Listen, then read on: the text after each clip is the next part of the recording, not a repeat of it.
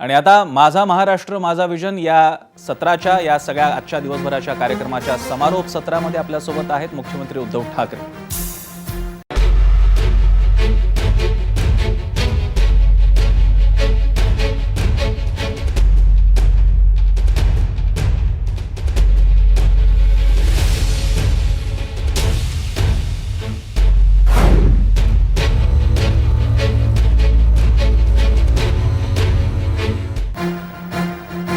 माझा महाराष्ट्र माझा विजनच्या समारोप सत्रामध्ये आपल्या सगळ्यांचं स्वागत। आज दिवसभरात माझा महाराष्ट्र माझा विजन मध्ये अनेक मान्यवर आले, विरोधी पक्षनेते आले, सत्ताधारी आले, सत्ताधाऱ्यांमधल्या 3 पक्षाचे महत्त्वाचे नेते आले आणि त्यांनी आपलं विजन मांडलं।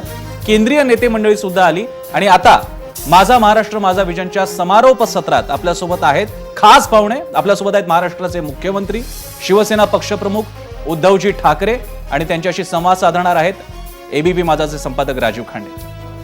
काहीच वेळामध्ये ते काही क्षणात आपल्यासोबत येत आहेत। राजू सर, त्यांच्याकडे जाण्यापूर्वी आज दिवसभरातल्या एकूणच या सत्राच्या स्वरूपाबद्दल, एकतर आपण 10-13 वर्षाच्या एबीपी माझामध्ये आपण पूर्ण ऑनलाईन सत्र घेतलं, त्याबद्दल तुमची कमेंट। मला असं वाटतं की प्रसन्न कोरोना बरोबर आपण सगळ्यांनी आता जगायला शिकलं पाहिजे। असं जेव्हा आपण म्हणतो तेव्हा आपल्या आयुष्यामध्ये म्हणजे व्यक्ती म्हणून जे काही बदल होत असतील ते आहेतच, पण आपल्या प्रोफेशनमध्ये जे काही बदल होत आहेत त्याचं हे एक आजचं उदाहरण मला म्हणता येईल की सगळे महाराष्ट्रातले देशातले महाराष्ट्रातनं देश पातळीवर काम करणारे असे सगळे दिग्गज मंडळी आज या कार्यक्रमामध्ये आपल्या सोबत सहभागी झाली। प्रत्यक्षात आपल्याबरोबर अशा कार्यक्रमात सहभागी नव्हता, म्हणजे आपण आत्तापर्यंत जे करायचो की मुंबईमध्ये कोणतं तरी हॉटेल घेऊन तिथं अशा सगळ्या गोष्टी करायला लागायच्या, पण आजच्या या कार्यक्रमामध्ये मला जाणवलं ते हे की प्रश्न जो आहे कोरोनाचा त्याच्याबद्दल पक्ष कोणताही असतो, सगळ्यांच्या भावना ज्या आहेत त्या लवकरात लवकर या संकटातून आपण कसे बाहेर येऊ याच दृष्टीच्या होत्या। आणि म्हणजे फिजिकल डिस्टन्सिंग ते आपण इतकं पाळलं की गडकरी नागपूरमध्ये, प्रकाश जावडेकर दिल्लीमध्ये, असं सगळं असताना आपण हे करू शकलो। आणि या अशा आमच्या अतिशय वेगळ्या परिस्थितीत झालेल्या पण यशस्वी ठरत आलेल्या या सत्राच्या समारोपासाठी आता आपल्यासोबत आहेत शिवसेना पक्षप्रमुख आणि सगळ्यात महत्त्वाचं म्हणजे महाराष्ट्राचे मुख्यमंत्री उद्धवजी ठाकरे। त्यांच्याशी संवाद साधणार आहेत राजीव खांडे। उद्धवजी, खूप स्वागत तुमचं या कार्यक्रमामध्ये। आणि खरं तर आपण फोनवर बोलतो, पण मुख्यमंत्री तुम्ही झाल्यानंतर पहिल्यांदाच असा संवाद होत असल्यामुळं तुमचं अभिनंदन, तुम्ही मुख्यमंत्री झालात त्याबद्दल। आणि आता म्हणजे खरं तर धन्यवाद राजूजी। मला आता असं दिसतंय की तुमच्या बाजूला खुर्ची आहे आणि त्या खुर्चीवर हार आहे, तर तुम्ही जसं भरतानं आपला कारभार केला होता तुमची काही तशीच भावना आहे की शेजारी तुमच्या बाळासाहेबांची ती खुर्ची आहे आणि त्याला साक्ष ठेवून त्यांच्या नावानं आपण महाराष्ट्राचा कारभार करावा?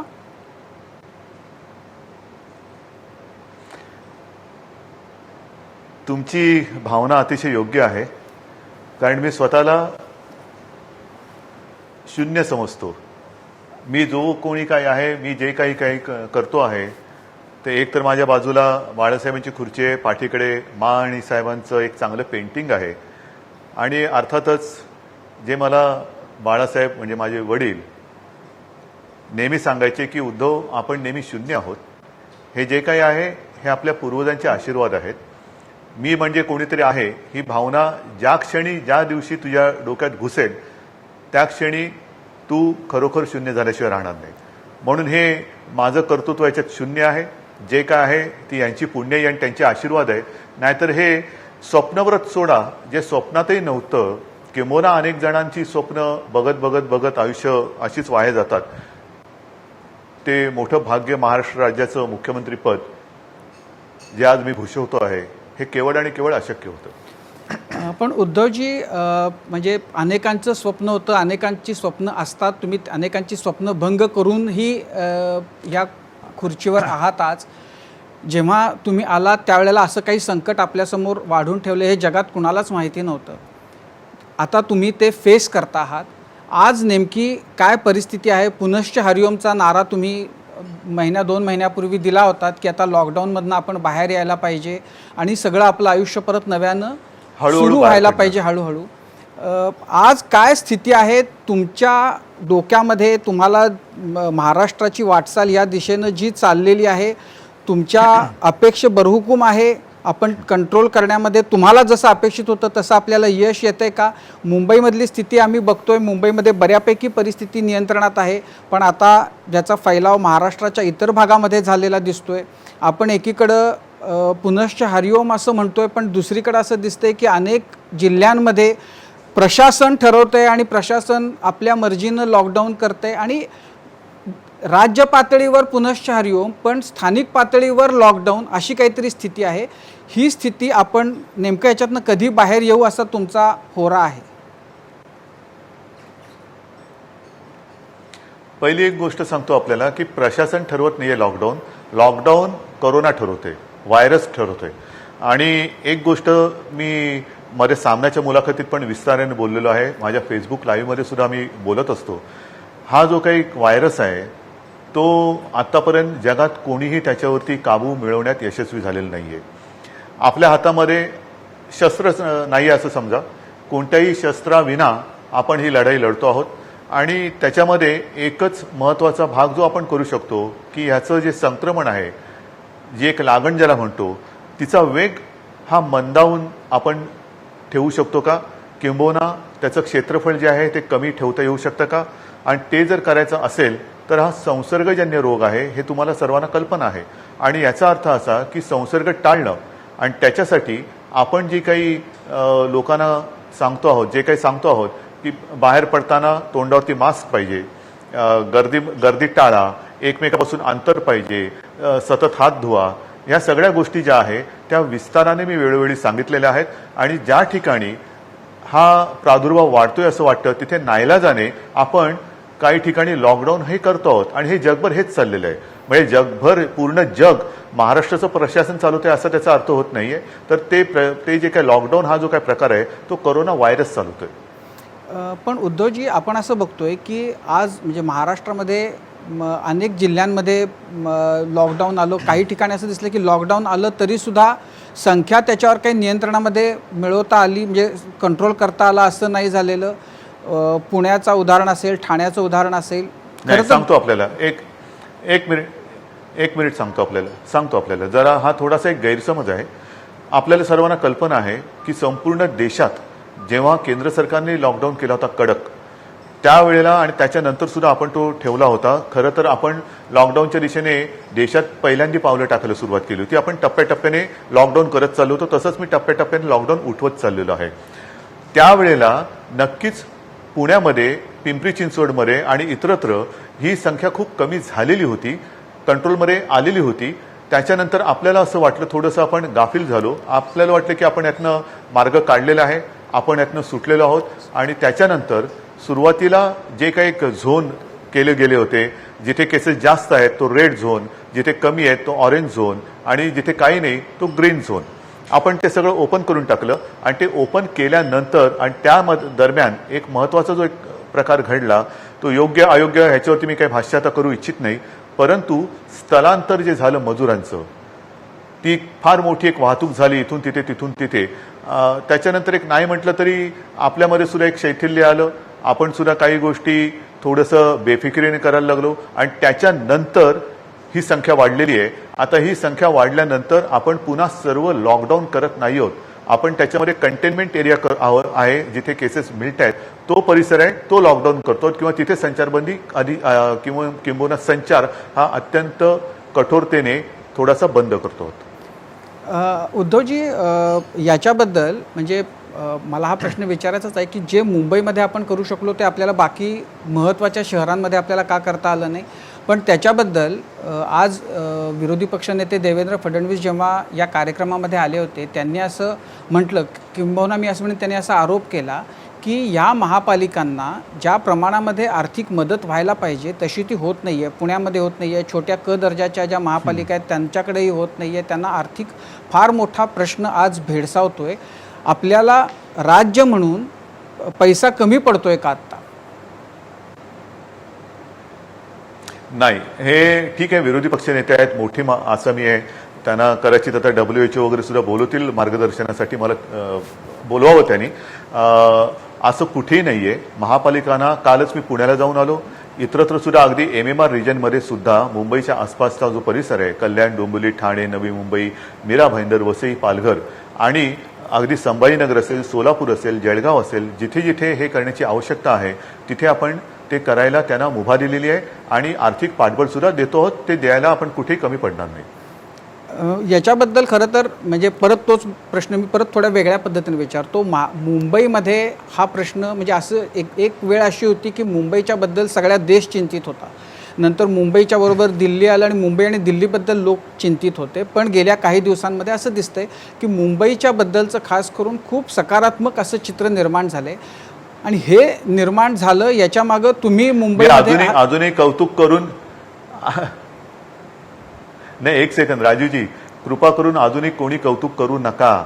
ह्याचं कारण असं, जगभराचा जो अनुभव आहे, सुरुवातीला ती एक लाट येऊन गेल्यानंतर कालांतराने दुसरी लाट येते. दुसरी लाट ही जेव्हा आपण गाफील राहतो, जेव्हा आपल्यामध्ये शैथिल्य येतं आणि त्याच वेळेला ती दुसरी लाट येते. म्हणून मी मुंबईच नव्हे तर संपूर्ण राज्याच्या यंत्रणेला सांगितलेलं आहे की आपण जोपर्यंत आपल्या हाती काही वॅक्सिन येत नाही, औषध येत नाही आणि आपली आरोग्य सुविधा आपण या संकटाचा सामना करण्याच्या एका परिस्थितीत आणत नाही, तोपर्यंत कुठेही गाफील राहू नका. कोणी किती कौतुक केलं तरी स्वतःची पाठ आपणही थोपटून घेऊ नका आणि दुसऱ्याला सुद्धा ती थोपटून देऊ नका. गाफील राहू नका, हे माझं आजही सगळ्यांना आग्रही म्हणणं आहे. नाही, तुमचं कौतुक जेव्हा लोक करतायत तेव्हा ते पूर्ण कौतुक नाहीये. त्याच्यामध्ये पहिला भाग असा आहे की तुम्ही सवय मुंबईमध्ये नाही, सवय नाहीये. नाही, पहिले म्हणजे कौतुक ऐकायची सवयच नाहीये मला. तुमचं उद्धवजी कौतुकातच तुम्ही तुमचं सगळं कौतुकच होण्यामध्ये गेले, इतका काळ गेलेला आहे. पण मुद्दा असा की मुंबईच्या बद्दल कौतुक होत आयुष्यच कौतुक ऐकण्यात गेलेलं आहे माझं. नाही, पण त्याच्यातला दुसरा मुद्दा असा की जे मुंबईमध्ये झालं तर बाकी महाराष्ट्राच्या समोर मुंबईचं उदाहरण होतं. तुम्ही दुसऱ्या लाटेचा उल्लेख करताय, पण पहिल्या लाटेच्याच बद्दल जे आपले लोक महाराष्ट्रातले बाकीचे, मुंबई सोडून बाकीचे गाफील राहिले असं म्हणायचं का? कारण आज सुद्धा तिथं जी स्थिती आहे ती, मग प्रत्येक ज्या गोष्टी मुंबईला 3 महिन्यापूर्वी भेडसावत होत्या त्या गोष्टी आज राज्यामध्ये अनेक ठिकाणी भेडसावताना दिसत आहेत, आकडे वाढताना दिसत आहेत. बरोबर आहे, बरोबर आहे. ह्याचं कारण सांगतो. कारण हे सत्य आहे की हा जो व्हायरस आहे त्याची वाढ ही गुणाकाराने होते. मी मागे आपल्याला सांगितलेलं आहे. जिथे हा व्हायरस घुसतो तिथे तो गुणाकार करत पुढे पुढे जातोच. जिथे तो आधी पीकवर जातो तो परिसर आहे तो आधी या संकटातून बाहेर पडतो. जिथे तो उशिरा पोचतो तिथे तो परिसर हा उशिरा बाहेर पडतो. आणि म्हणून मुंबईमध्ये आता आपण अजूनही बाहेर पडले असं मानायला तयार नाही, कारण तसं मानणं हे पुढच्या धोक्याला किंवा पुढच्या लाटेला आमंत्रण ठरू शकतं. आपण गेले साधारणतः महिनाभर पीकवरती आहोत आणि स्टेबल झालं, म्हणजे कर्व आहे तो फ्लॅट झालेला आहे. अपेक्षेप्रमाणे साधारणतः पुढच्या 8 ते 10 दिवसामध्ये आपण जर का व्यवस्थित सगळे वागलो आणि एकमेकाला सांभाळून घेतलं, नीट बंधनं पाळली, तर माझा आत्मविश्वास आहे की मुंबईमधला हा कर्व खाली यायला लागेल. त्याचबरोबरीने दुसरा जो परिसर आहे, मग तो पुणे असेल, नाशिक आहे, इतर आहे, तिकडे ह्याच्यात वाढ होईल आणि त्याच्यानंतर पुन्हा हेच आपल्याला पाहायला मिळेल की तो कर्व फ्लॅट होईल आणि मग तो खाली जाईल. पण उद्धवजी आता 4.25 महिने पण आपल्या हातामध्ये तो किती वाढ तरी कुठे रोखायचं. हो, असं आता 4.25 महिने झाले आपण लॉकडाऊन आणि सगळं बंद करा या मानसिकतेमध्ये आहोत. प्रश्न गंभीर आहे, याच्याबद्दल काही वादच नाही. पण असं सगळं बंद ठेवून आपण किती काळ राहणार आहोत? आज कुठे बंद आहे? कुठे सगळं बंद आहे? नाही ना, एक मिनिट. आता काय झालेलं आहे, तुमच्या प्रश्नामध्येच ह्याचं उत्तर आणि उत्तरामध्येच प्रश्न आहे. आपण जे म्हणालात की आपण गाफील राहिलो का, म्हणजेच आपण सगळं उघडलं आणि उघडल्यानंतर जर का संख्या वाढली तर पुन्हा जर अजूनही लॉकडाऊन वगैरे केलेलं नाही आणि मला खात्री आहे पुन्हा पूर्ण लॉकडाऊन करण्याची वेळ येऊ नये. पण जर का ते नाही केलं तर प्रशासन किंवा शासन काय करतं आहे? तर नेमका एक कुठला तरी आपण प्रश्न मनाशी ठरवूया की आपल्याला प्रश्न कोणता विचारायचा आणि कोणत्या दिशेने जायचंय. नाही, माझा प्रश्न असा आहे की म्हणजे आपल्याला, तुम्हाला असं वाटतं, म्हणजे आता तुमच्या बोलण्यातनं मला असं जाणवतंय की तुम्हाला असं वाटतं की कदाचित पुन्हा लॉकडाऊन लावण्याची वेळ येऊ शकते, अशी स्थिती आहे, अशी परिस्थिती येऊ शकते? लॉकडाऊननं नेमका फायदा होतो का, म्हणजे झालाय असं तुम्हाला दिसतंय का? नक्कीच आहे. कारण ह्याची वाढ आता जे इतरत्र आपण बघतोय, न्यूयॉर्क असेल, इटली असेल, काही ठिकाणी असेल, तिकडे हाहाकार उडाला.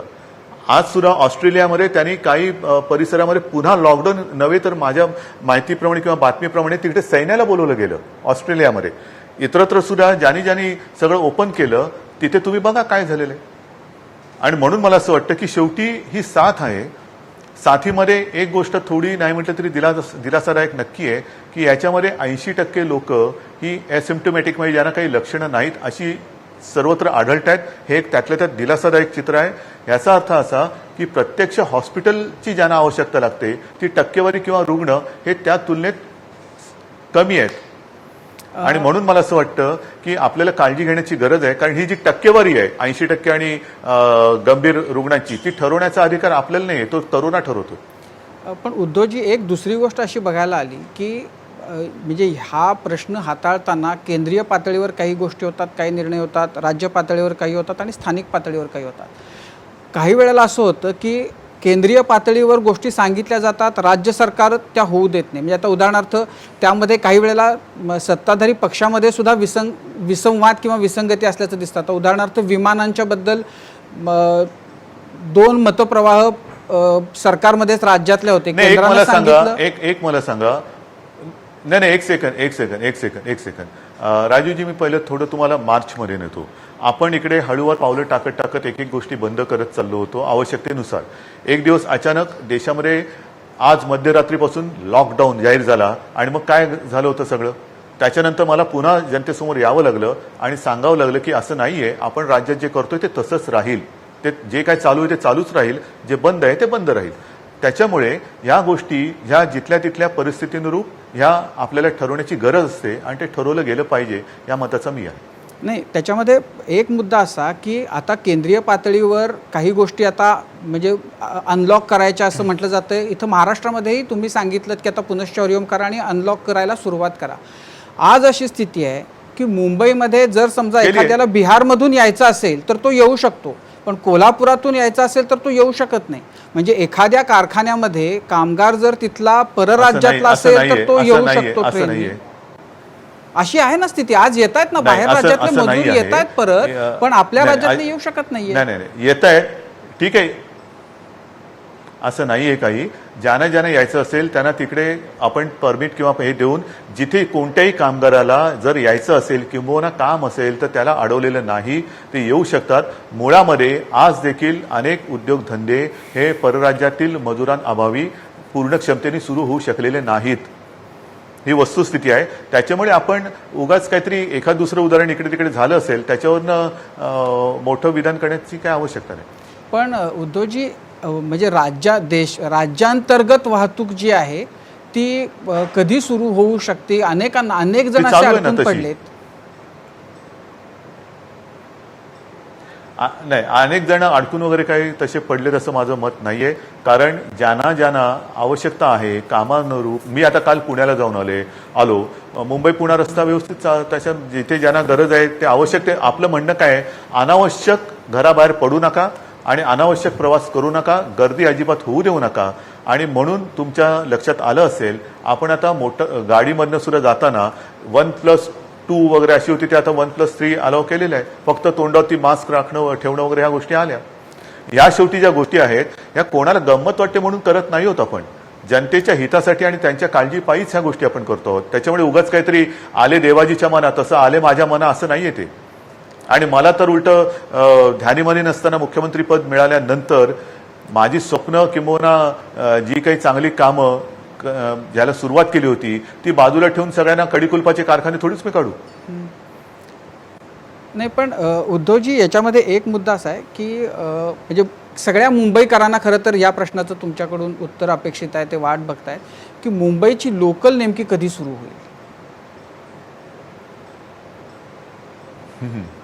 मुंबईची लोकल आज सुद्धा सुरू आहे. ती अत्यावश्यक सेवा देणाऱ्या कर्मचाऱ्यांसाठी आणि त्याच्यामध्ये टप्प्याटप्प्याने आपण ह्या गोष्टी परवानगीसाठी एक लक्षात घ्या की मुंबईची लोकलची वाहतूक आहे ती आपल्या हातामध्ये नाहीये, राज्य सरकारच्या हातात नाही, ती केंद्राच्या हातात आहे.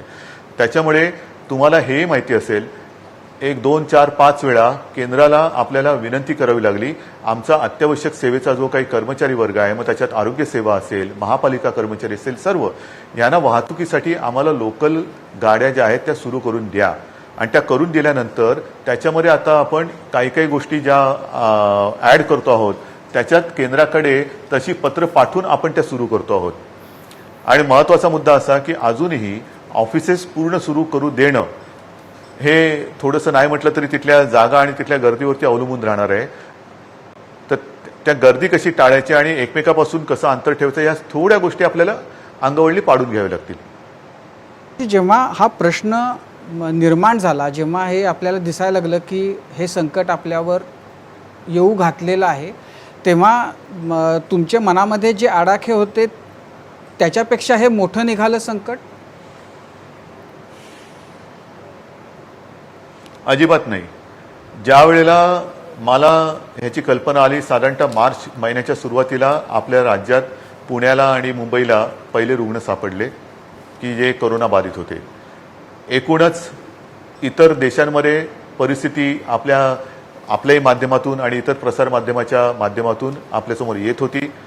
तेव्हा विधानसभेचं अधिवेशन सुरू होतं आणि त्या अधिवेशनामध्येच मला जे काय म्हणजे त्या अधिवेशनात म्हणजे सभागृहात नाही त्या वेळेला मला जे काय ब्रीफिंग करण्यात आलं, आम्ही मंत्री सर्व एकत्र बसलो आणि त्याच वेळेला आपण एक एक गोष्टी ज्या ठिकाणी ह्याचा संसर्ग होण्याची जास्तीत जास्त शक्यता आहे त्या गोष्टी थोड्या त्याच्यावरती आपण निर्बंध आणायला लागलो. आणि तेव्हाच मी म्हटलं होतं की आपल्याला युद्ध पातळीवरती हॉस्पिटल्स उभी करावी लागतील. पाहिजे असेल तर तुम्ही लष्कराकडनं तेव्हा त्यांचं जे काही एकूण पद्धत आहे की कसं उभं करायचं, काय काय वापरावं लागतं ह्याची माहिती घ्या.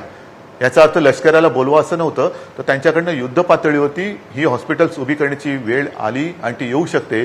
तर त्याच्यासाठी तुम्ही माहिती घ्या, त्यांच्याकडे काय तंत्रज्ञान आहे त्याची माहिती घ्या आणि त्यानुसार आपण लष्कराची मदत न घेता आपणच आपली ही फील्ड हॉस्पिटल मुंबईमध्ये तयार केली. आता मुंबईच्या परिसरात आजूबाजूच्या MMR रिजनमध्ये करतो आहोत, पुण्याला करतो आहोत, जिथे जिथे आवश्यकता आहे तिथे करतो आहोत. ही फील्ड हॉस्पिटल याचा अर्थ सगळीकडे मैदानातच उभारली गेली पाहिजे असं काही नाही. काही ठिकाणी मोकळ्या जागा जिकडे हॉल्स आहेत, सभागृह आहेत तिथे सुद्धा आपण ते करतो आहोत. हे खरं तर मोठं एक काम मधल्या काळामध्ये झालं. म्हणजे BKC असेल मुंबईमध्ये अनेक ठिकाणी झाली, बाकीच्या ठिकाणी त्या पद्धतीनं झाली नाहीत, म्हणजे अगदी पुणे ठाण्यामध्ये सुद्धा झाली नाहीत. पण हे होत असताना एक आरोप नाही याच्यामध्ये राजूजी आणखीन एकच सेकंद एक महत्वाचा प्रश्न जो आहे तो नेहमी भेडसावत असतो की आपण ह्या सुविधा निर्माण करू शकतो, बेड्स आणू शकतो, सगळ्या गोष्टी करू शकतो, पण डॉक्टर्स आणि आरोग्य सेवक सेविका मग ते आपल्या नर्सेस आहेत इतर काही आहेत हे यांना तिथे म्हणजे ते पुरेसं पडणं हे फार मोठं एक आव्हान या काळामध्ये आपल्यासमोर नक्की आहे. आणि त्याच्यासाठी मी मध्ये आवाहन सुद्धा सर्वांना केलं होतं, जे डॉक्टर्स ज्या नर्सेस ज्या समजा रिटायर झाले असतील किंवा काही असेल त्यांनी स्वतःहून पुढे येऊन आपली सेवा राज्याला द्यावी. आणि मला समाधान आहे की बऱ्यापैकी त्याला प्रतिसाद मिळाला आहे. आणि जे डॉक्टर सुरुवातीला एक दहशत होती आपलं काय होणार, ती दहशत आता हळूहळू किमान डॉक्टरांच्या मनातनं तरी जायला लागलेली आहे. हे डॉक्टर्स आपल्या मदतीला यायला लागलेले आहेत. नाही, हे सगळं होत असताना खास करून मुंबईमध्ये तर ते खूप उत्तम म्हणजे BKC मध्ये वगैरे ते झालं होतं तयार. पण हे सगळं होत असताना सातत्यानं जो आरोप होत राहिला तो हा की ह्या सरकारचं सगळी सूत्र जी आहेत ती प्रशासनाच्या हातामध्ये गेलेली आहेत आणि प्रशासन सगळं चालवतंय आणि राजकीय नेतृत्वाला म्हणजे राजकीय नेतृत्वाला किंमत कमी राहिली आणि त्याच्यामुळं हा प्रश्न निर्माण म्हणजे त्याच्यातनं काही प्रश्न निर्माण झाले. आणि आज देवेंद्र फडणवीस असं म्हणाले की उत्तम जर परिस्थिती हाताळायची असेल तर प्रशासनावर अंकुश असणारा नेतृत्व लागतं आणि आत्ता त्याचा अभाव दिसतोय. तर ह्या दोन्हीच्याकडे तुम्ही कसं बघताय? आता अभाव म्हणजे फक्त नाही असं नाही, नशीब असं नाही म्हणाल की आता तरी या परिस्थितीमध्ये एकमेव नेता आहे ते म्हणजे तेच नाही. याला आरोपाला काही उत्तर नाही देण्याची आवश्यकता मला वाटत नाही. शेवटी ब्रीफिंग मला झाल्यानंतर ह्या जम्बो फॅसिलिटीज तयार करा हे सांगणं हे कोणाचं काम होतं, ही कल्पना कोणाची आहे, कोणी सांगितलं, टास्क फोर्स निर्माण करा कोणी सांगितलं, या ज्या काही गोष्टी आहेत त्या प्रशासनाकडनं अंमलबजावणी करून घेणं हे मला वाटतं देवेंद्रजींना कळत असेल कारण ते मुख्यमंत्री होते. आपण निर्णय घ्यायचा असतो, अंमलबजावणी प्रशासनाने करायची असते.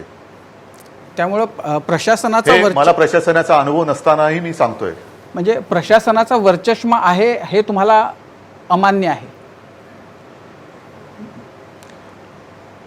वर चष्मा माहित नाही, पण ह्याच्यामध्ये फिरताना मास्क बरोबर चष्मा घालण्याची गरज आहे आणि चष्मा हा नेहमी वरत असतो.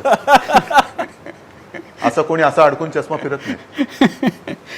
पण त्यातनं बघायचं काय आणि नंबर बरोबर आहे की नाही हे ज्याचं त्यांनी ठरवायचं. उद्धवजी, पण एक आरोप म्हणजे तुमचं, मगाशी मी तुमचं कौतुक होतं त्याच्याबद्दल नाही, एक मिनिट. नाही एकच सेकंद. चष्मा घालायला हरकत नाही, फक्त डोळ्यावरती झापडं लावू नका. अच्छा, म्हणजे हे तुम्ही झापडं लावलेली आहेत असं तुम्हाला वाटतंय सध्या, त्याच्यामुळं हे असे तुमच्या कामाकडे दुर्लक्ष होतंय असं तुम्हाला वाटतंय? मी माझं जनरल एक माझं एक काय जनरल स्टेटमेंट आहे. पण उद्धवजी, एक ना म्हणजे मगाशी मी ज्यांना हे दिसत नसेल त्यांच्यासाठी तुमच्या होत असलेल्या कौतुकाच्या बद्दल मी मगाशी बोललो, पण दुसरीकडून तुमच्याबद्दल जे आरोप होता, तुमच्यावर जी टीका होती ती जी वेगवेगळ्या प्रकारची होती. एक टीका ही होती की तुमच्यावर प्रशासनाचा फार पगडा आहे, प्रशासनाच्या तुम्ही फार दबावात आहात. दुसरा आरोप तुमच्यावर किंवा टीका ही होती की तुम्ही शरद पवारांच्या दबावामध्ये आहात, त्यामुळे महाराष्ट्रामध्ये 2 मुख्यमंत्री आहेत. एक मुख्यमंत्री जे मातोश्रीमध्ये बसलेले आहेत आणि दुसरे मुख्यमंत्री आहेत जे महाराष्ट्रात फिरतायत. एक काम करा. नाही, एक काम करा. आधी पहिल्यांदी जी काही दबाव, किती दबाव आहे त्याची एक यादी काढा, म्हणजे मग मी एकदम उत्तर देतो. नाही, पण हे मुख्य तर हे 2च आहेत. जे तुमच्याबद्दलची जी टीका आहे ना ती मुख्यत्वे ह्या 2 प्रश्नांच्या बद्दल आहे. एक तर तुम्ही म्हणजे आता शरद पवारांनी परवा एका मुलाखतीत सांगितलं की मुख्यमंत्र्यांनी बाहेर फिरलं पाहिजे की लगेच तुम्ही पुण्याला गेलात, आता तुम्ही औरंगाबादला जाताय. तुम्हाला सांगितल्यानंतर तुम्ही करताय अशा स्वरूपाची टीका आहे ही. निदान सांगितल्यावरती तरी करतोय ना, का काहीच करत नाहीये. म्हणून मला सांगावं, मी जातो करतो, मग काय होईल. नाही, पण ही ह्याच्यातली म्हणजे खरं आहे का हे की म्हणजे आता तुम्ही असं म्हणणं काही अपेक्षित नाहीये की ते खरं आहे म्हणून, पण ह्या टीकेच्याकडे तुम्ही कसे बघताय की मग कशाला विचारताय. पण आहे ना, हा आरोप आहे. ही टीका टिकणारी नाहीये. मला काय टीके असू दे ना. मला आतापर्यंत म्हणून म्हटलं नाही की माझ्यावरती कौतुक, मला सवयच नाहीये कौतुक ऐकायची, टीकेचीच सवय आहे. कारण सर्वदा आम्ही टीकेचीच धनी आहोत आणि मी परवा नाही करत आहे टीकेची. मी माझ्या मनाशी पक्का आहे, घट्ट आहे. मला काय करायचंय, जे मला वाटतं ते मी करतो. बाकी कोणाला आरोप करायचे बेलाशक करू दे, मी दुर्लक्ष करतो. म्हणजे याच दुर्लक्ष म्हणजे आज त्याच्याच बद्दल बोलताना म्हणजे आरोप कोणावरती होत नाहीत, आरोप सगळ्यांवरती होतात. देवेंद्र फडणवीस आज असं म्हणाले की म्हणजे आज राज ठाकरेंनी असं सकाळी टीका केली होती. अहो, बोलणारे खूप लोक आहेत. बोलणारे खूप लोक आहेत. त्याच्यामध्ये नाही, एक त्याच्यामध्ये असं होतं की राज ठाकरे असं म्हणाले की यांच्यामध्ये इतके झगडे होतील की हे आपसामध्ये झगडून सरकार पडेल. त्याच्यावर बाळासाहेब थोरातांनी असं सांगितलं की आमचं हे एक कुटुंब आहे आणि एक कुटुंब असल्यासारखे आम्ही 3ही पक्ष आहोत आणि आम्ही एकत्र राहू. तर त्याच्यावर देवेंद्र फडणवीसांनी असं सांगितलं की कुटुंब वगैरे काही नाही आहे, हे लव्ह इन रिलेशनशिपमध्ये चाललेलं सरकार आहे. जशी आमची भाजप बरोबर होतो तसं त्यांना असं वाटत नाही. त्यांना असं वाटतं की तुमचा संसार होता चाललेला. मग झाला ना घटस्फोट. का झाला घटस्फोट, का झाला. मग कशाला आमच्या आताच्या नात्याची चिंता करताय. आमच्या नात्याची आता काय चिंता करताय. जेव्हा आम्ही तुमच्याबरोबर होतो, बाळासाहेब काय त्यांना म्हणायचे हे तुम्हाला माहिती आहे. तर त्याच्यामुळे ते आता त्या ज्या गोष्टी झाल्या त्या झाल्या, त्याच्याबद्दल बोललं तर भाग वेगळा. आता आम्ही काय करतो, तुम्हाला काय करायचंय. पण म्हणजे आता मागे जी ती परवा मुलाखत तुम्ही दिली होती त्याच्यामध्ये तुम्ही असं म्हणाला होतात की सरकार पाडायचं तर पाडून दाखवा. त्याच्यावर असं त्यांचं म्हणणं आहे की तुम्ही चालवून तर दाखवा, मग आम्ही पाडून दाखवतो किंवा पाडून दाखवतोय नाही. त्यांचं म्हणणं आम्ही पाडायचा काही विचार नाही, तुम्ही आपसात त्याच मतभेदाने मिळाल, पण मुळात तुम्ही चालवून दाखवा. मग आता काय करतोय, आम्ही रांगतोय की काय. हे एवढं काम जे उभं राहिलंय, मुळामध्ये ज्या काही एका कोणत्या एजन्सीने जो सर्व्हे केला त्याच्यामध्ये सर्वोत्तम मुख्यमंत्र्यांमध्ये माझा नंबर त्यांनी लावला. हे काय जसे बाकीच्या गोष्टी जे मॅनेज करतात तसं मॅनेज करणाऱ्याला मी नाहीये. मग सरकार चालल्याशिवाय काय त्याचा नंबर आला. तुमची एकूण आणि हे काय माझं एकट्याचं कर्तृत्व नाही, माझे सहकारी माझ्या सोबत आहेत. एकूण म्हणजे तुमचा भाजपबरोबरचा अनुभव, तुम्ही दीर्घकाळ त्यांच्याबरोबर काम केलं आणि आता काँग्रेस आणि राष्ट्रवादी ज्यांच्या विरोधात तुम्ही सातत्यानं उभे राहिलात त्यांच्याबरोबरचा अनुभव, तुम्हाला काय गुणात्मक फरक दिसतो दोन्हीमध्ये? गुणात्मक असा की ज्यांच्यासोबत मी 30 वर्ष राहिलो त्यांनी विश्वास नाही टाकला, पण ज्यांच्यासोबत 30 वर्ष संघर्ष केला त्यांनी विश्वास टाकला. आजही म्हणजे आता तुम्ही सत्तेत आहात, भाजप विरोधी पक्षामध्ये आहे, विरोधी पक्ष म्हणून त्यांचा जी आत्ता त्यांचं काम सुरू आहे, त्यांची जी कामगिरी आहे त्याच्याबद्दल त्यांना शुभेच्छा आहेत माझ्या. पण तुम्ही त्यांच्या कामावर समाधानी आहात का? त्यांना कळेल हळूहळू जमायला नाही. जसा मला प्रशासनाचा अनुभव नाहीये तसं त्यांनाही नाही, पण हळूहळू तयार होतील. अच्छा, आज मी आशा नाही सोडलेली, हळूहळू तयार होतील. विरोधी पक्ष म्हणून पण ते उत्तम काम करतील आणि होतात गोष्टी अशा होतात. थोडा अनुभव यायला वेळ लागतो, शिकायला वेळ लागतो. अभ्यास सुरू असेल त्यांचा, अभ्यास करून ते चांगलं कामगिरी करतील. आज भाजपचे एक डेलिगेशन गेलं होतं मला विश्वास आहे ते सुधारतील. अच्छा, नाही, आज ते गेले होते राज्यपालांकडं, भाजपचं एक डेलिगेशन, की 5 तारखेला अयोध्येमध्ये आणखीन कुठे जाणार? ते सतत राज्यपालांकडे जातील, याच्यामध्ये तुम्हाला आता काही चिंता वाटत नाही? नाही, म्हणजे मी असं नाही, मी तुम्हाला विचारतो ते आणखीन कुठे जाणार. पण भाजपचं सतत राज्यपालांकडे जाण्याबद्दल तुम्हाला काय वाटतं? मी नाही, आनंद वाटतो. राज्यपाल आहेत, जायला पाहिजे, भेटलं पाहिजे. म्हणजे त्याच्यातनं तुमच्या सरकारला, सत्तेला काही प्रश्न निर्माण होतील अशी मनामध्ये काही धाकधूक, अशी काही भीती वाटत नाही ना, किंवा अशी चिंता वाटत नाही ना?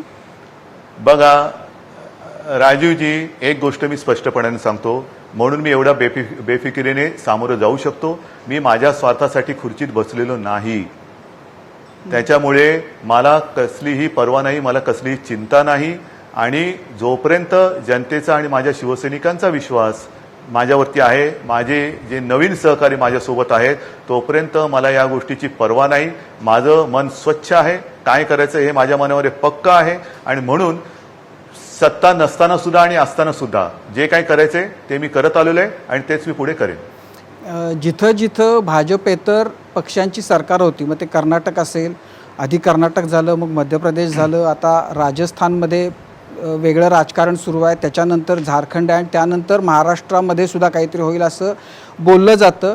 याच्याबद्दल तुमची काय भावना आहे? याच्याकडे तुम्ही कसं बघताय?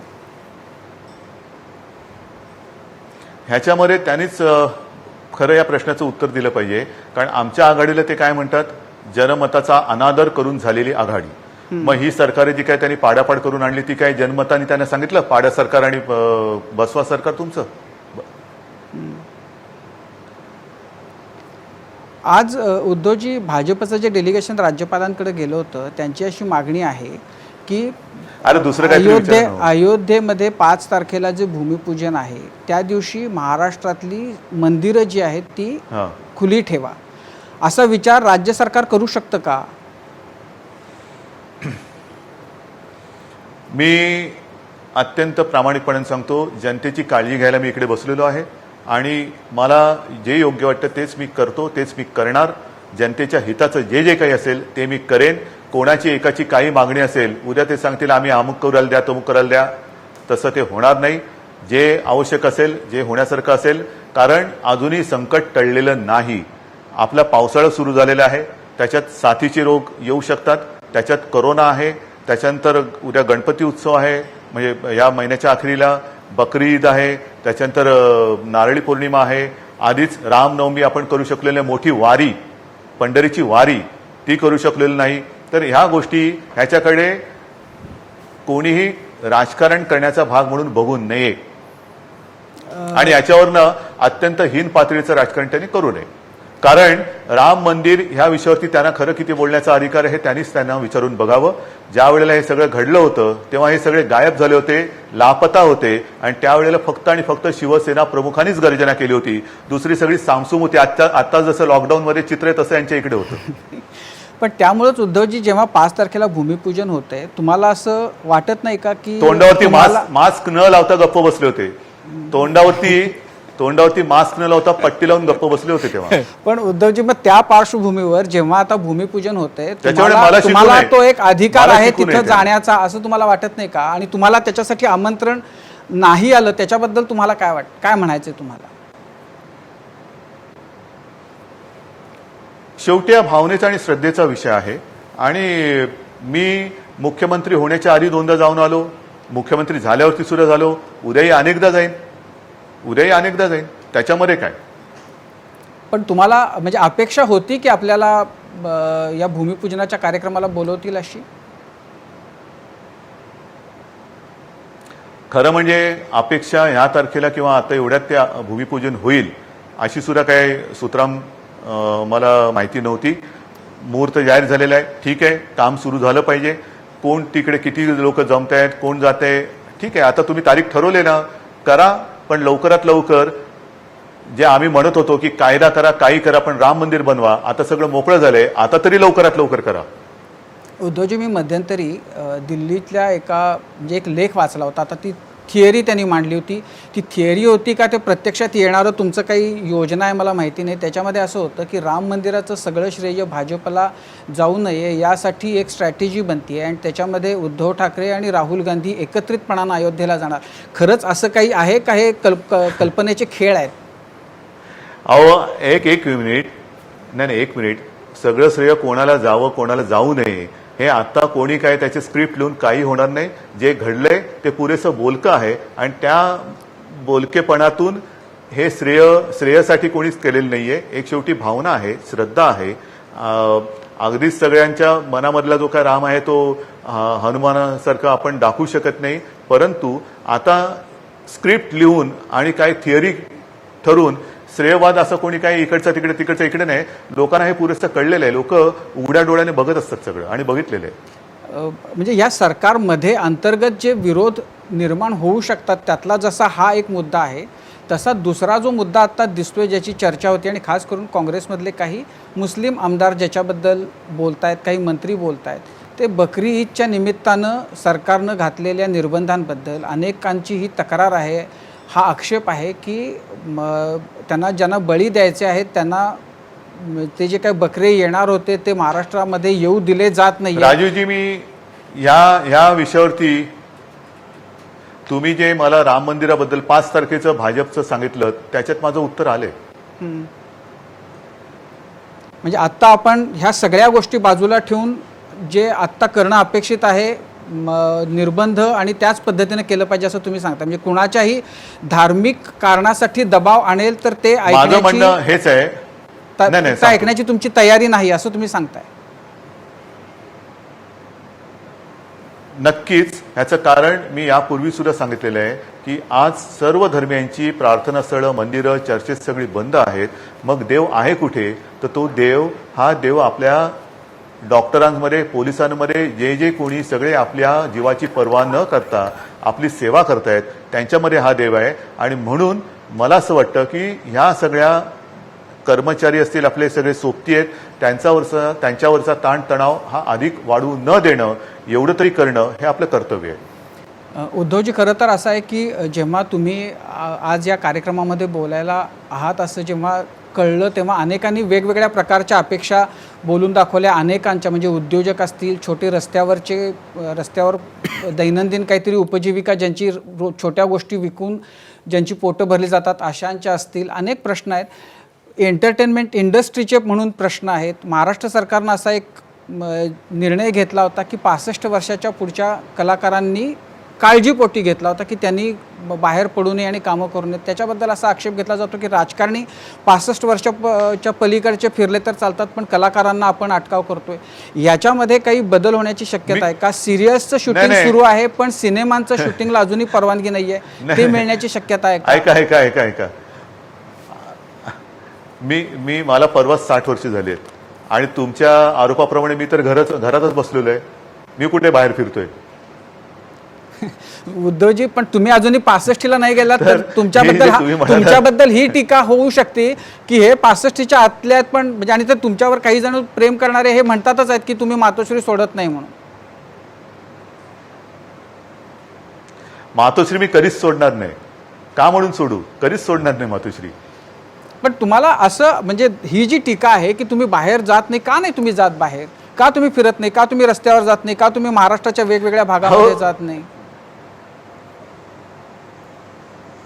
एक मिनिट. एका ठिकाणी जाणं म्हणजे तिथल्या ह्याच्यात मी तेवढ्या पुरतंच जाणं. गेले महिना, 2 महिने, 3 महिने जर तुम्ही एक दिवस माझ्यासोबत इकडे येऊन बसाल तर तुमच्या लक्षात येईल की जे एका ठिकाणी जाऊन काम होत नाही ते एका खोलीत बसून मी व्हिडिओ कॉन्फरन्स, जसं आता तुम्ही माझ्यासमोर कुठे आहात, आपले प्रेक्षक आहेत ते आपल्या समोर कुठे आहेत, पण आपण त्यांच्या समोर आहोत. मग हे जे तंत्रज्ञान आहे, या तंत्रज्ञानाने जे तुम्हाला अपेक्षित आहे ते काम जर मी करू शकत असेल तर उगाच मी दिसावं म्हणून मी नुसतं फिरत बसू काम न करता. म्हणून मी मागे म्हटलं होतं की न फिरता काम करणं आणि काम न करता फिरणं तुम्हाला काय चालेल? नुसतं फिरतोय फिरतोय फिरतोय फिरतोय पण केलं काहीच नाही, नुसतंच गेला आणि आला. पण आज जर मी माझ्या घरातून असेल, माझ्या मंत्रालयातून असेल, माझ्या वरच्या त्या बंगल्यातून असेल किंवा सह्याद्रीतून असेल किंवा आता तर तुम्ही तुमच्या फोनवरनं कुठेही असेल, गाडीतून सुद्धा असेल, गडचिरोलीतल्या कलेक्टरशी बोलू शकता, कोल्हापूरच्या कलेक्टरशी बोलू शकता, मध्ये तुम्हाला रत्नागिरी आहे, सगळ्यांशी जर का एका वेळेला व्हिडिओ कॉन्फरन्स, जिथे एका वेळेला 1-2 भेटणार, तिथे सगळ्या राज्यातले पोलीस अधिकारी असतील, जिल्हाधिकारी असतील, महापालिका आयुक्त असतील, सगळे जर का तुमच्या सोबत तुमच्या कॉन्फरन्समध्ये असतील तर हे काम अधिक महत्वाचं एवढं प्रभावीपणे तुम्ही करू शकता का एका जिल्ह्यात जाऊन नुसतं इकडे असं आहे का, अरे बापरे तिकडे तसं आहे का. म्हणजे काम न करता फिरणं आणि न फिरता काम करणं, शेवटी आज काम करणं याला महत्व आहे आणि मी नक्की सांगेन आमच्या सरकारने ते करून दाखवलेलं आहे. पण हे जे काम करणं महत्वाचं आहे ते 65 वर्षांच्या पुढची अट जाणार आहे का नाही जाणार आहे? सिनेमाचं शूटिंग सुरू होणार आहे का नाही होणार आहे? हा सांगतो, नाही सांगतो तुम्हाला. नाही होणार ना, होणार होणार होणार. आपण पहिले जे बोललात तेच खरं महत्वाचं आहे की यांच्या काळजीपोटी आपण ही त्यांना अट घातली होती. ह्याचं कारण असं, जे आपल्या निदर्शनास आलेलं आहे ते अनेकदा सांगितलेलं आहे आणि हे जागतिक सत्य आहे.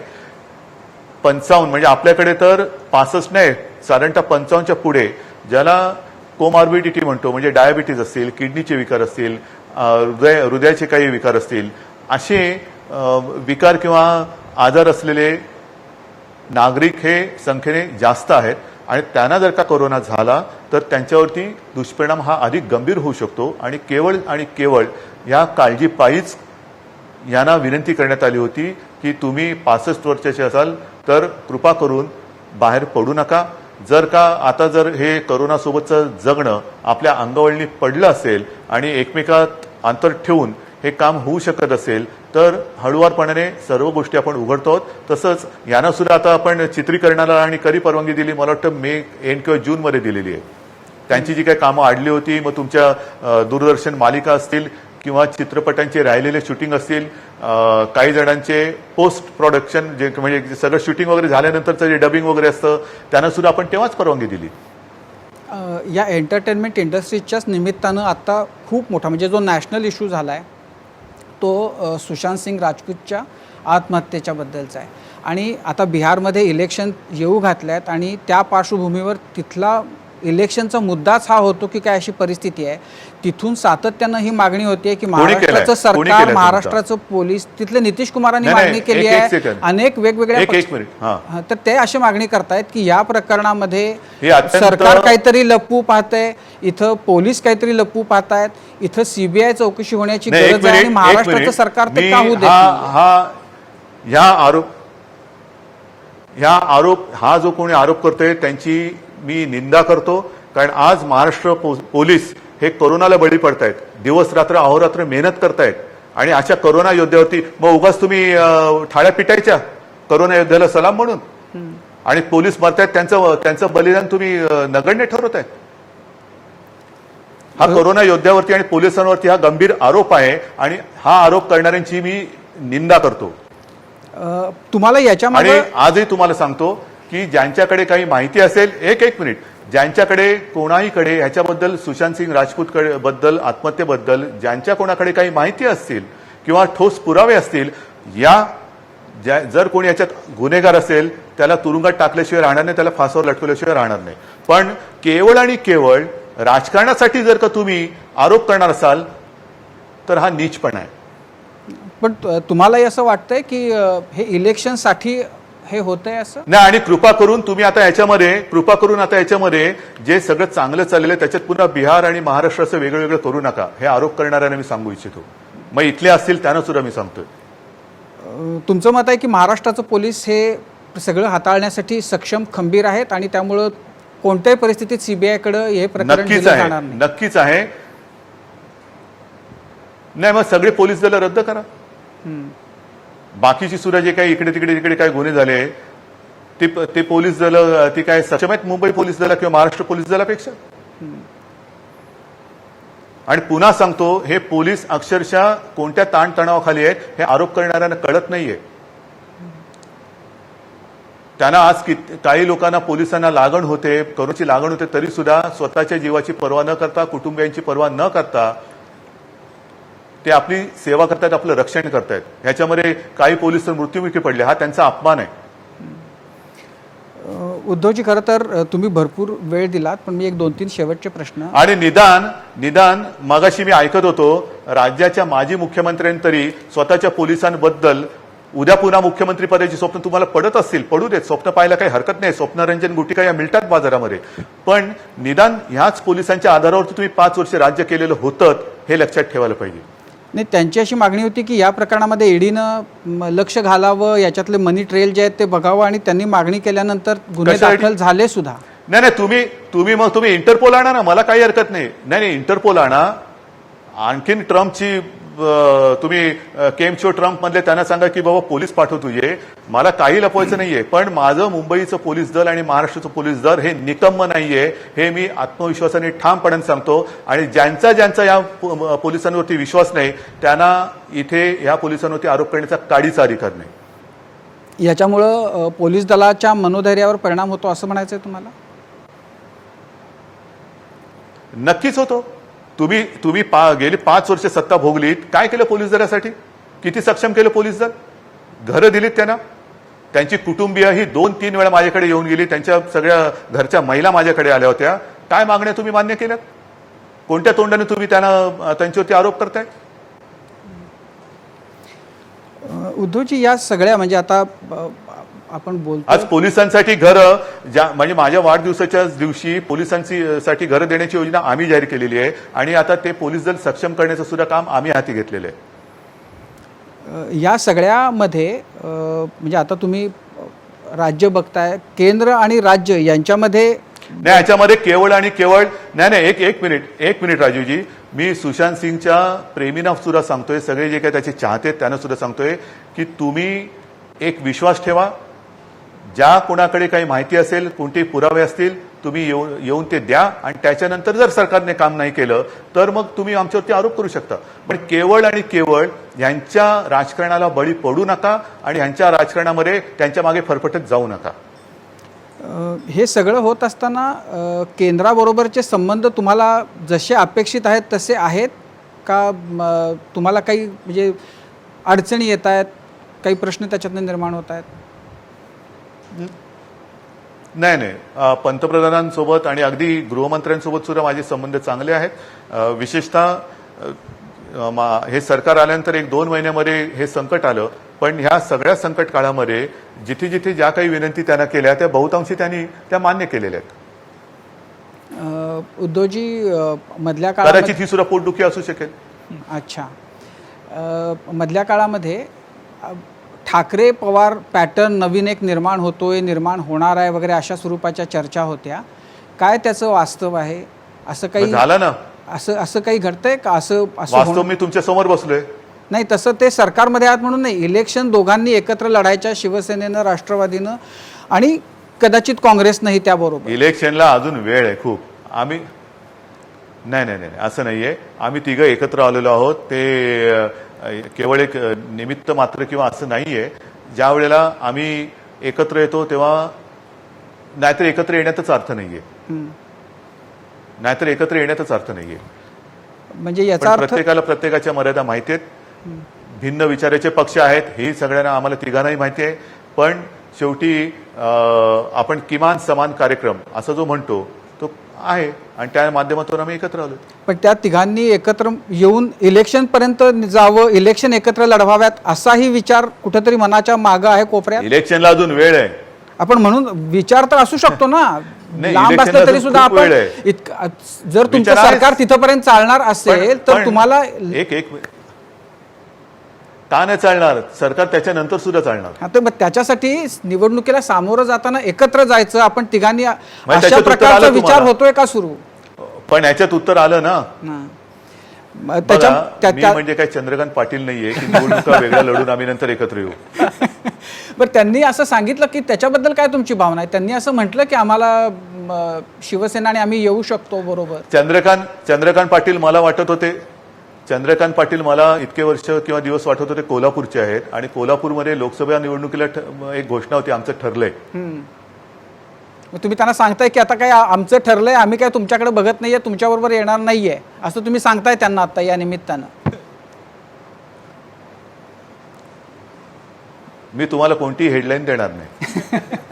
बरं, म्हणजे आता शेवटचा प्रश्न. खरं तर एवढं हेड वापरून तुम्हाला तुमच्याशी बोलतोय. उद्धवजी, म्हणजे खरं एक बेसिक प्रश्न सगळ्या महाराष्ट्राला पडलेला. म्हणजे आता मला आनंद आहे की तुम्ही आम्हाला वेळ दिली, मुलाखत दिली, पण गेल्या अनेक काळामध्ये तुम्ही मुलाखती देणं बिलकुल बंद केलेलं आहे. तुमच्यावर काय नरेंद्र मोदींचा हा प्रभाव आहे का की मीडियाशी फार जवळ जायचं नाही मीडियाच्या? मी तुम्हाला हेच सांगणार होतो की शेवटी इतके वर्ष आम्ही सोबत होतो, त्याच्यामुळे थोडासा प्रभाव अजूनही आमच्यावरती आहे. पण म्हणजे आता या पुढच्या काळामध्ये तुम्ही आता हा जो नवीन प्रघात सुरू करता आहात मुलाखती देण्याचा, फक्त सामनाला आणि संजय राऊत यांना न देता मुलाखती इतरांना देण्याचा, तर तो कदाचित हा सिलसिला सुरू राहील अशी अपेक्षा ठेवायला हरकत नाही महाराष्ट्रातल्या बाकी पत्रकारांना. मध्ये मी लोकसत्तेला पण मध्ये दिलं होतं ना गिरीशजींना. आता गिरीश कुबेर त्यांनी माझी एक मुलाखत घेतली होती, प्रश्नोत्तरे घेतली होती. आता अगदी शेवटचा प्रश्न हा की लोकांचं असं ते गेल्या 2-3 दिवसामध्ये अशा ज्या तुमच्या वाढदिवसाच्या निमित्तानं आणि मधल्या काळामध्ये अजित पवार, तुम्ही, शरद पवार याच्यामध्ये की ड्रायव्हिंग सीटला ड्रायव्हिंग कोण करतंय, स्टिअरिंग कुणाच्या हातात आहे, दिशा कोण आहे, याच्याबद्दलच्या बऱ्याच चर्चा होत असतात. तेव्हा त्या सगळ्या विषयांचा त्याच्यावर पडदा पाडण्यासाठी म्हणजे एकदाच सांगून टाका की ड्रायव्हरच्या सीटवर कोण आहे, स्टिअरिंग कुणाच्या हातात आहे, दिशा कोण सांगते, नेमकं हे सरकारची जी काही रिक्षा असेल, गाडी असेल, ट्रेन असेल, ती नेमकी चालली आहे कुणाच्या इच्छेनुसार? कार आणि सरकार दोन्ही चांगल्या चाललेल्या आहेत आणि सगळेजण एकमेकाला मदत करून ते व्यवस्थित चालू आहे. आम्ही कारही चालवतोय सध्या आणि सरकारही चालवतोय. बरं उद्धवजी, मगाशी तुम्ही WHO चा उल्लेख करून देवेंद्र फडणवीसांना टोमणा मारला. तुम्हाला मुलाखतीमध्ये संजय राऊतांनी जेव्हा असा प्रश्न केला, टोमणा नाही हो, अहो असं काहीतरी बोलू नका. जुने मित्र आहेत ते, आता सुद्धा मित्र आहेत. कौतुक होतं. टोमणा नाही मारला मी, खरंच सांगितलं मी. नाही, कौतुक नाही, म्हणजे एवढा ज्ञानी माणूस आपल्यात आहे. बघा राजूजी, हा तुमचा थोडासा ना खुजेपण आहे. तुम्ही आपल्या लोकांचं मोठेपण लक्षात नाही घेत आणि ते विरोधी पक्षात असलं तरी मी त्यांचं मोठेपण स्वीकारतोय. पण मला हे सांगा की संजय राऊतांनी जेव्हा तुम्हाला प्रश्न विचारला हा की तुम्हाला WHO आता सल्लागार करेल, तेव्हा तुम्ही दीर्घकाळ शांत होता, तुम्हाला फार अनपेक्षित होता तो प्रश्न? अनपेक्षित म्हणजे आता काय बोलावं, हा मोठा प्रश्न होता मला. म्हणजे WHO बद्दल ट्रम्प त्यांच्यावरती नाराज आहेत, त्याच्यामुळे WHO ला हो बोलून मी ट्रम्पची नाराजी का घेऊ? अच्छा उद्धवजी, म्हणजे तुमचे आभार की तुम्ही या कार्यक्रमामध्ये आलात, आणखीन सगळ्याच प्रश्नांची उत्तर दिलीत आणि सगळ्यांची अपेक्षा ही आहे की हे अभूतपूर्व असं संकटातून आपण सगळेच जण जातो आहोत. फक्त हा लॉकडाऊनचा जो आहे, म्हणजे आता आज सकाळी राज ठाकरेंशी बोलताना त्यांनी असं म्हटलं की आपण फार मोठी किंमत मोजतोय आर्थिकदृष्ट्या लॉकडाऊन करून आणि या प्रश्नाचं उत्तर ज्याच्यामध्ये शोधतोय त्याच्यातून. ज्या पद्धतीनं आपले सगळे व्यवहार ठप्प आहेत, अनेक दुकानांच्या बद्दल, छोट्या व्यापाऱ्यांच्या बद्दल, उद्योजकांबद्दलचे प्रश्न फार गंभीर आहेत.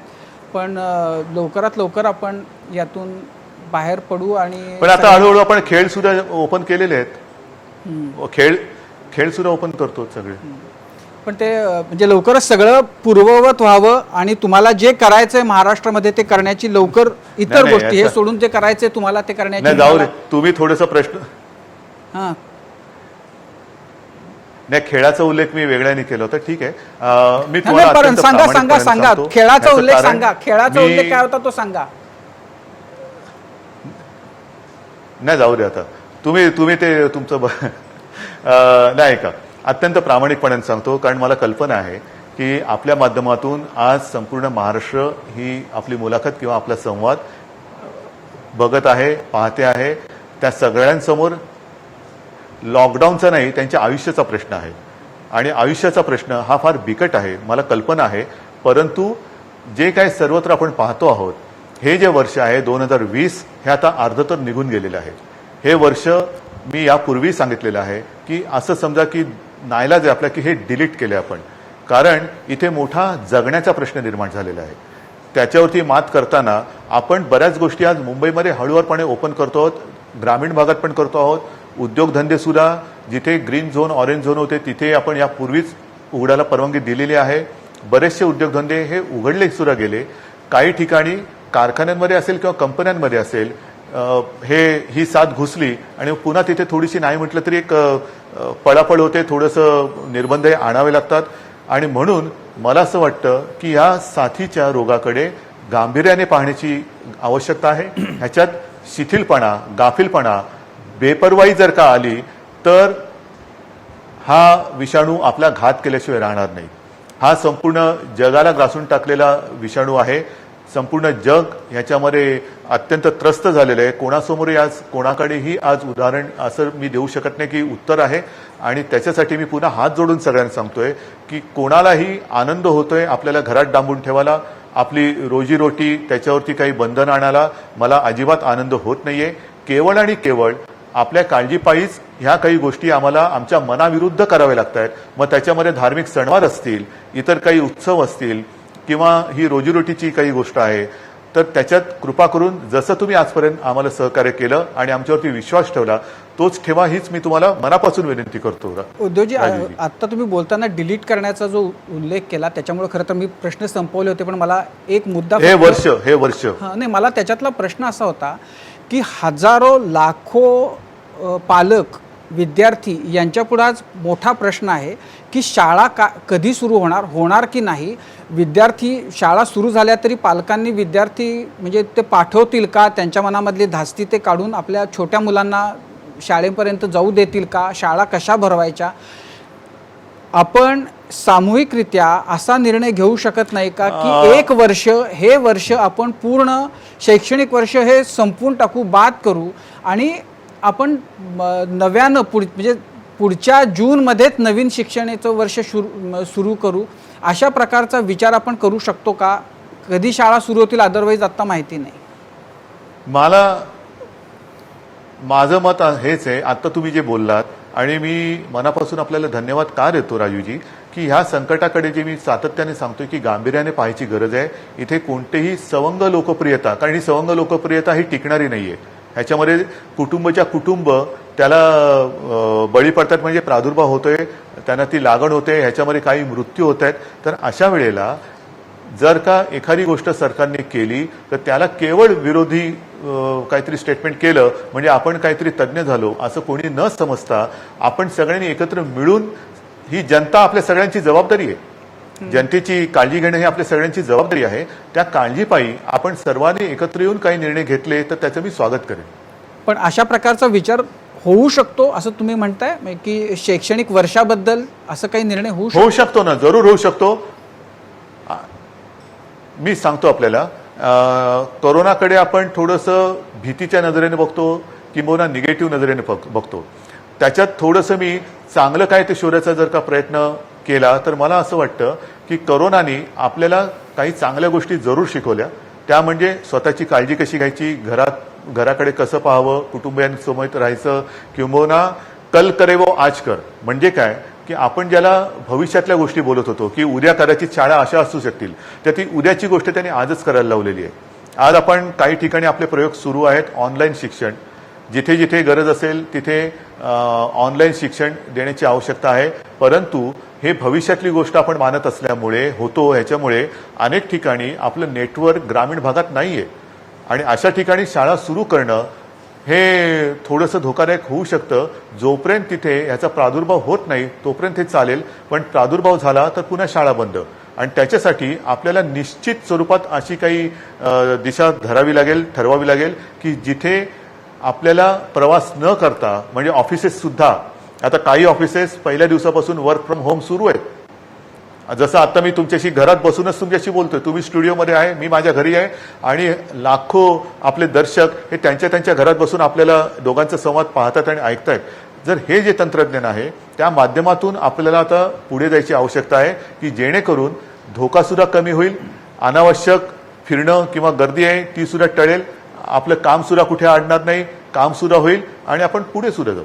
म्हणजे लॉकडाऊनमध्ये सगळ्यात शेवटी जर काय उघडलं जाईल तर ते शाळा, शिक्षण संस्था असं आपण मानायला हरकत नाही. सगळ्यात शेवटी सगळं नीट झालं की मग शाळा उघडते असं नाहीये. शेवटी पालकांची सुद्धा मोठी चिंता त्यांच्या पाल्या मुलांबद्दल असणं स्वाभाविक आहे आणि त्यातले सुद्धा बरेचसे पालक जेव्हा शाळा सुरू करणार म्हटल्यानंतर मला देखील अनेक मेल आले, मेसेजेस आले, आमच्या सहकारी मंत्र्यांकडे सुद्धा अनेक जणांनी तसे केले की बघा बाबा कसं आम्ही पाठवणार मुलांना, आणि ही चिंता आहे ती रास्त आहे. उद्धवजी धन्यवाद. तुम्ही खूप वेळ दिलात आणि सगळ्याच प्रश्नांची उत्तरे दिलीत त्याबद्दल. आणि या संकटातून लवकरात लवकर आपण सगळेच जण बाहेर पडू अशी प्रार्थना करून मी संपवतो ही आपला चर्चा. Thank you very much. छान, धन्यवाद राजूजी, सगळ्यांना धन्यवाद देतो. जय हिंद, जय महाराष्ट्र. आणि यासोबतच आज दिवसभर चाललेल्या माझा महाराष्ट्र माझा विजन या चर्चा परिसंवाद सत्रामध्ये आपण इथेच थांबतोय. तुम्ही पाहत रहा ABP माझा.